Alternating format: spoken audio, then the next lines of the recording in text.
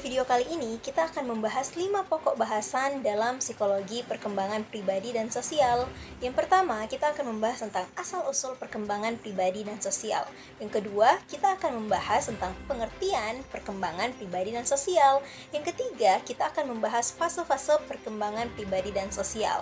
Yang keempat, kita akan membahas faktor-faktor yang mempengaruhi perkembangan pribadi dan sosial. Dan yang terakhir adalah karakteristik perkembangan pribadi dan sosial. Selamat menonton!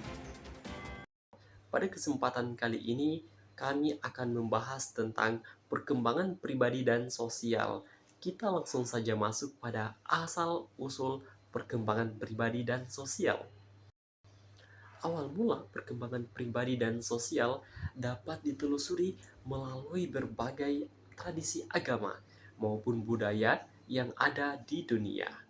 Dalam agama-agama besar seperti Kristen, Hindu, Islam, dan Buddha, terdapat ajaran yang bertujuan untuk memperbaiki karakter dan spiritualitas individu, serta meningkatkan hubungan sosial di dalam komunitas itu sendiri.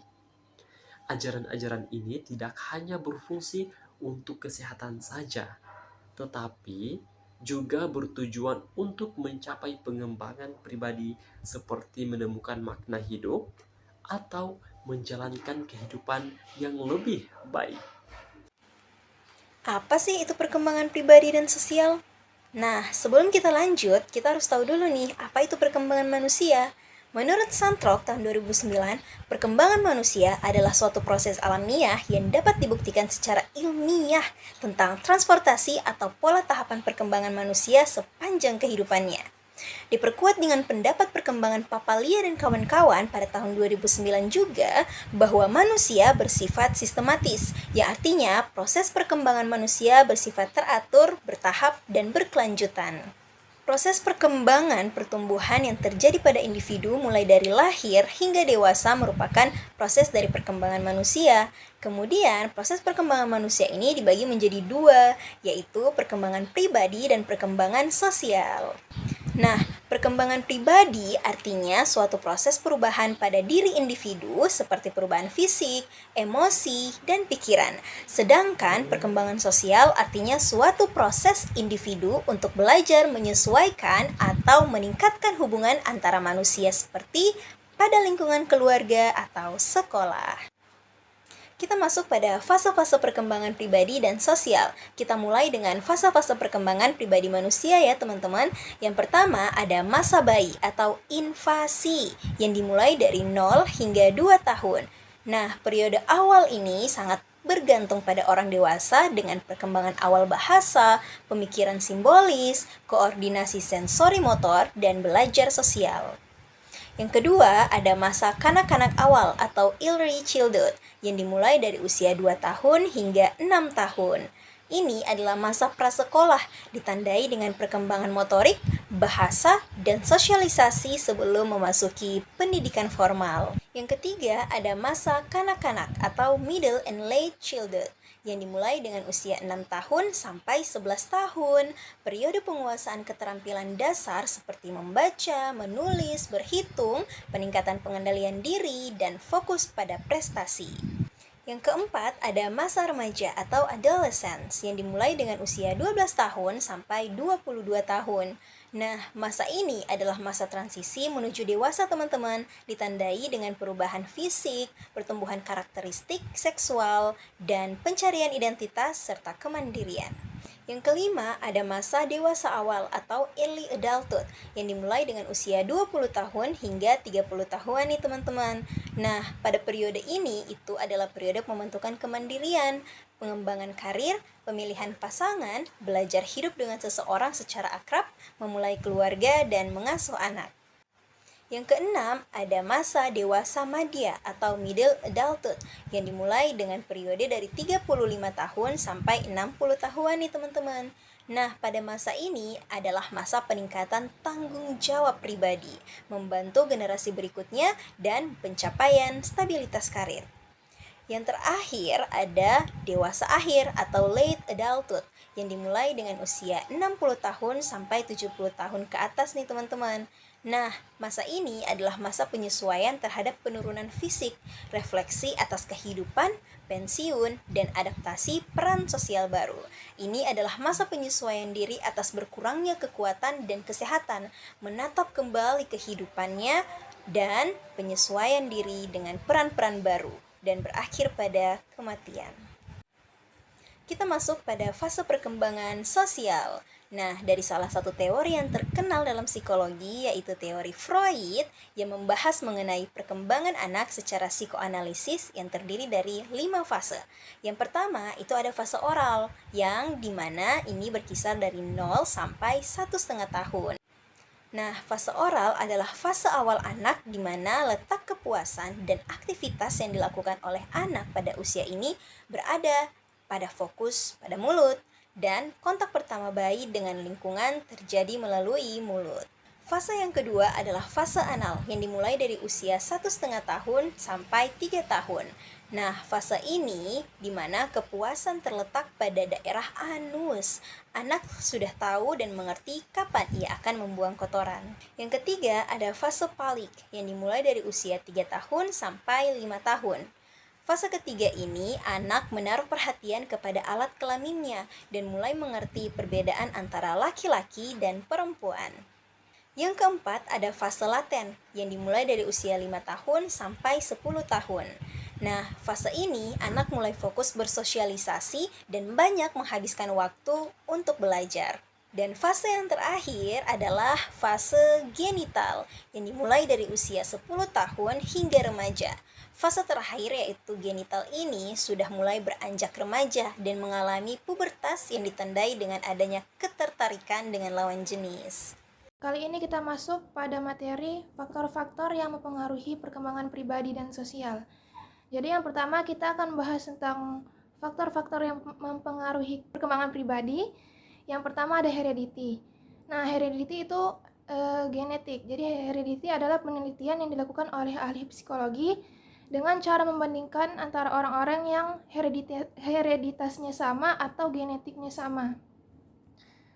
Tetapi mereka itu hidup dalam lingkungan yang berbeda-beda, contohnya anak kembar. Jadi ada hasil studi dari para ahli yang dilakukan terhadap anak kembar identik. Nah, jika heredity itu memang pengaruhnya lebih besar pada perkembangan pribadi, maka lingkungan yang berbeda-beda tidak akan berpengaruh terhadap sepasang anak kembar tersebut. Nah, dalam masyarakat, anak kembar identik itu seringkali diperlakukan segalanya sama. Jadi dari nama, pakaian, dan lain-lainnya itu sama karena mereka kembar. Itu faktor lingkungan. Jadi faktor lingkungan itu sudah cukup memaksa untuk menyamakan kepribadian sepasang anak kembar tersebut. Tetapi jika dilihat dari hasil studi atau penelitian yang sudah dilakukan tadi, mereka telah membuktikan bahwa kesamaan pribadi pada sepasang anak kembar walaupun lingkungannya berbeda, mereka tetap sama karena mereka satu genetik. Jadi kepribadian mereka itu tetap sama dan itu tidak dapat dijelaskan oleh sebab faktor lingkungan. Jadi di dalam kasus ini faktor hereditas atau genetik tadi lebih besar pengaruhnya daripada faktor lingkungan. Penyelidikan ini juga telah membuktikan bahwa ciri-ciri kepribadian yang spesifik itu adalah warisan genetik dan telah banyak dipengaruhi oleh unsur-unsur heredity yang sudah menjadi pembawaan seseorang sejak dari lahir. Yang kedua adalah pengalaman. Contohnya di lingkungan panti asuhan, bayi itu dia menerima makanan, nutrisi, ataupun kebersihan yang memadai. Tetapi mereka tidak menerima kasih sayang yang cukup dari pengasuh-pengasuh di sana. Jadi di lembaga ini bayi-bayi itu tidak memperoleh hubungan kasih sayang orang tua yang cukup dan suasana yang nyaman yang sangat diperlukan untuk mengembangkan suatu kepribadian yang baik. Para ahli psikologi yakin bahwa anak yang sepanjang hari bersama orang tuanya mempunyai kesempatan untuk mempengaruhi tingkah laku dan kepribadiannya menjadi lebih baik kala kemudian hari.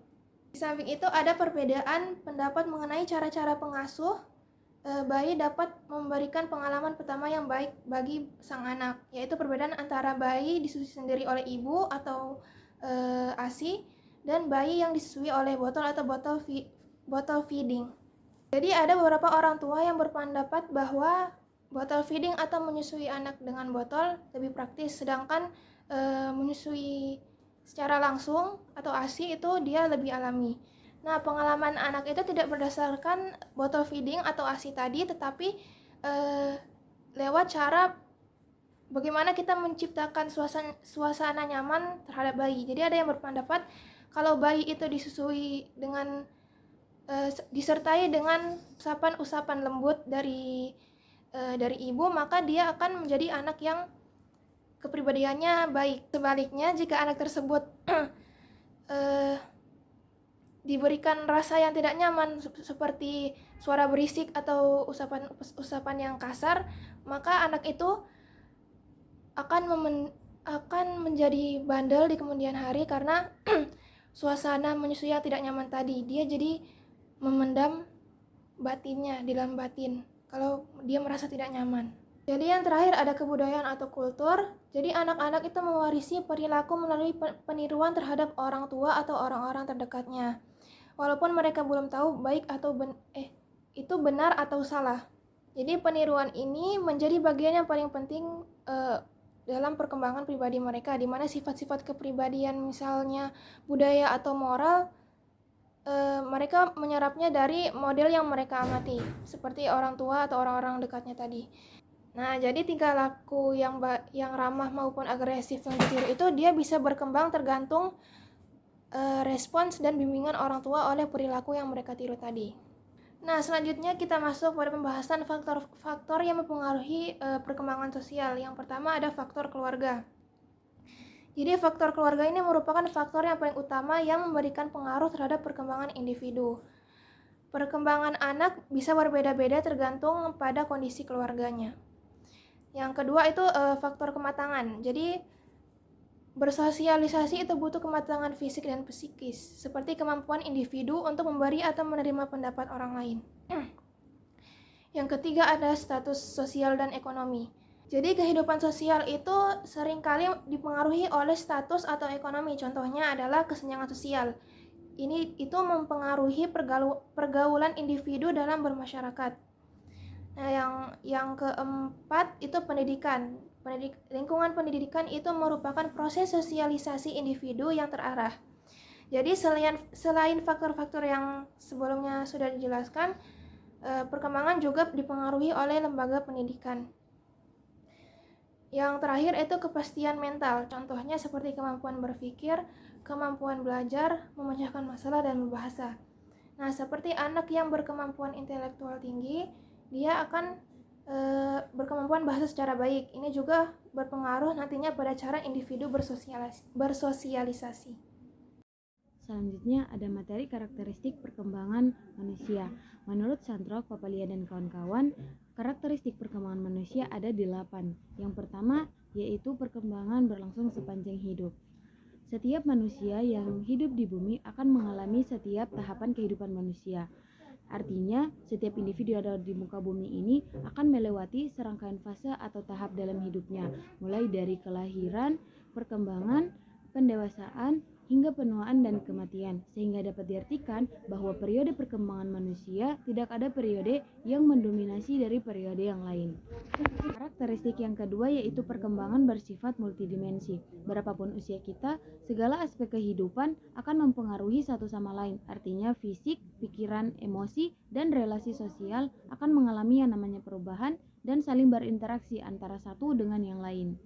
Karakteristik yang ketiga yaitu perkembangan yang bersifat multiarah. Di sepanjang kehidupan, pada beberapa perkembangan terdapat aspek-aspek yang mengalami perkembangan sekaligus mengalami sebuah penyusutan. Maksudnya adalah bahwa dalam sepanjang kehidupan seseorang ada yang namanya aspek tertentu yang berkembang seiring berjalannya waktu, sementara ada juga aspek yang menurun seiring bertambahnya usia ataupun pengalaman. Karakteristik yang keempat, perkembangan bersifat plastis. Maksudnya perkembangan manusia secara alami sudah terbangun secara bertahap, mulai dari bayi, anak-anak, remaja, dewasa, dan berakhir dengan menula. Hanya saja dari beberapa tahapan tadi itu manusia mengalami rentang periode yang berbeda-beda. Karakteristik yang kelima yaitu perkembangan bersifat multidisiplin, di mana perkembangan manusia tidak hanya dimonopoli oleh satu bidang saja, namun melibatkan beberapa bidang atau profesi lainnya seperti psikologi, sosiologi, antropologi, ahli saraf, dan kedokteran. Nah, dalam hal ini beberapa profesi yang terkait itu berperan untuk mengungkap tabir perkembangan individu selama masa hidupnya. Karakteristik yang keenam yaitu perkembangan yang bersifat kontekstual. Pengaruh ini bersifat normatif yang di dalamnya didasari usia, sejarah, dan peristiwa hidup. Nah, ada juga secara non-normatif yang dimana suatu peristiwa yang terjadi biasanya dapat menjadi pengaruh besar terhadap kehidupan individu. Karakteristik yang ketujuh yaitu perkembangan yang melibatkan pertumbuhan, perawatan, serta pengaturan terhadap kehilangan. Nah, perkembangan ini tidak hanya berarti untuk bergerak maju, tetapi juga kemampuan untuk merawat apa yang ada dan menerima perubahan atau kehilangan sebagai bagian alami dari proses kehidupan. Karakteristik yang terakhir yaitu faktor biologi, budaya, dan individu, yaitu konstruk yang berjalan bersamaan pada perkembangan manusia. Maksudnya adalah setiap hasil dari berkembangnya manusia itu dipengaruhi oleh interaksi antara faktor biologi, budaya, dan individu tersebut. Nah, kesimpulannya teman-teman, perkembangan pribadi dan sosial merupakan aspek penting ternyata dan saling terkait dalam kehidupan manusia dan merupakan proses paling penting untuk menjalani kehidupan sehari-hari. Perkembangan pribadi membantu individu untuk berfokus pada pembentukan identitas diri serta kemampuan diri. Perkembangan sosial membantu individu mengembangkan kemampuannya berinteraksi dengan orang lain. Dengan memahami hal tersebut, individu dapat bertumbuh menjadi pribadi yang lebih baik dan matang dan lebih positif. Begitu. All you gotta do is just meet me at the Ceripit tulang bajing, kacapit ku bulu pare seseget na ceripit tulang bajing.